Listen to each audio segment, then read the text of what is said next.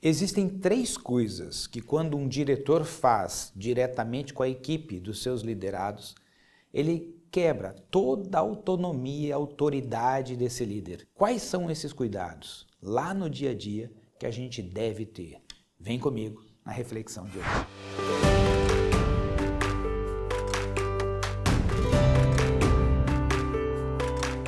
Se você acompanha o canal continuamente, você já deve ter me ouvido falar sobre o pipeline da liderança, né? Pipeline da liderança nada mais é do que a estrutura de liderança dentro de uma organização. Começando pelo líder de si, ou seja, eu assumo então a responsabilidade por liderar a mim mesmo e fazer com excelência o meu trabalho. O líder de equipes, que é aquele que tem uma posição que tem uma equipe logo abaixo, um coordenador, um supervisor. E às vezes você tem um gerente, para onde esses coordenadores e supervisores vão lá e conversam, né? Ou seja, que é o seu superior, e às vezes você ainda tem o diretor, né? No caso do gerente, o diretor, você tem ali uma posição chamada líder de líderes, ou seja, o líder de líderes é aquele profissional que tem abaixo de si um conjunto de líderes que possuem equipes abaixo dentro de uma organização. E às vezes o que acontece? Vamos pegar o exemplo aqui do diretor João, que vai visitar a área do seu gerente Antônio. Então, o diretor João vai até a área do seu gerente Antônio e ele não está lá. E a equipe do Antônio está trabalhando. E ele fala, quem é que mandou fazer desse jeito? Ele fala assim, foi o seu Antônio. Não, negativamente. Não é assim que eu quero que faça. Eu quero que vocês ajam assim, assim, assim. Ou seja, ele vai lá e dá ordem direto para a equipe, passando por cima do Antônio. Então o João, nesse caso, está fazendo o que nós chamamos de ingerência. Ou seja, ele está falando diretamente com a equipe, desconsiderando a autoridade do Antônio. É como se o Antônio ali não existisse. Ele, sem perceber, por melhor que sejam as suas intenções, detona o nível de autoridade. E vai dificultar e muito para a equipe do Antônio querer seguir o que ele propõe. Haja vista que, na verdade, quem manda lá é o João.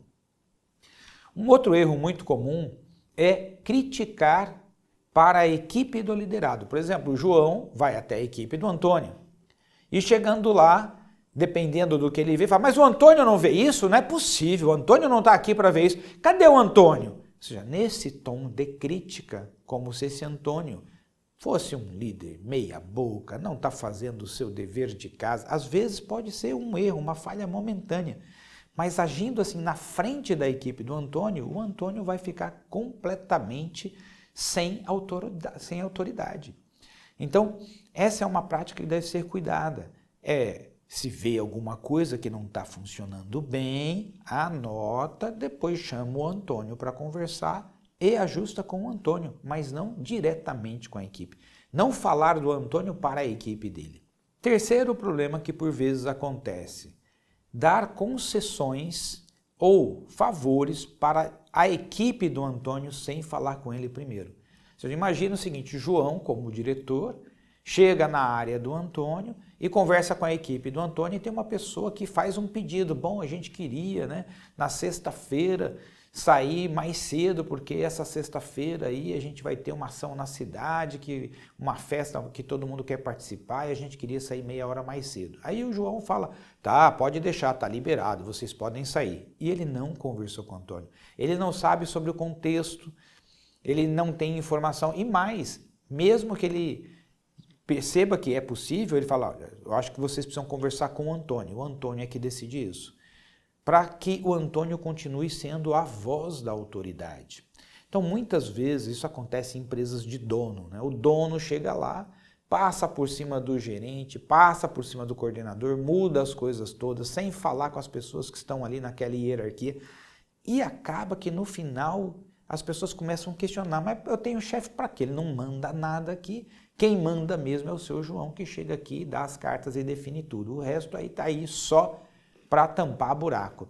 Então é muito importante que o líder de líderes tenha um certo cuidado.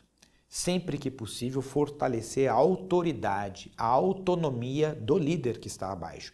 Nesse caso, eu estou usando nomes para facilitar o entendimento. Então, por exemplo, o João sempre que possível fortalecer o Antônio, conversar com o Antônio, pedir para que o Antônio ajuste as coisas que precisam ser ajustadas e se for dar algum benefício, conversar com o Antônio e o Antônio é que comunica para a equipe os benefícios dados. Assim, você trabalha um fortalecimento da autoridade em todo o pipeline de liderança.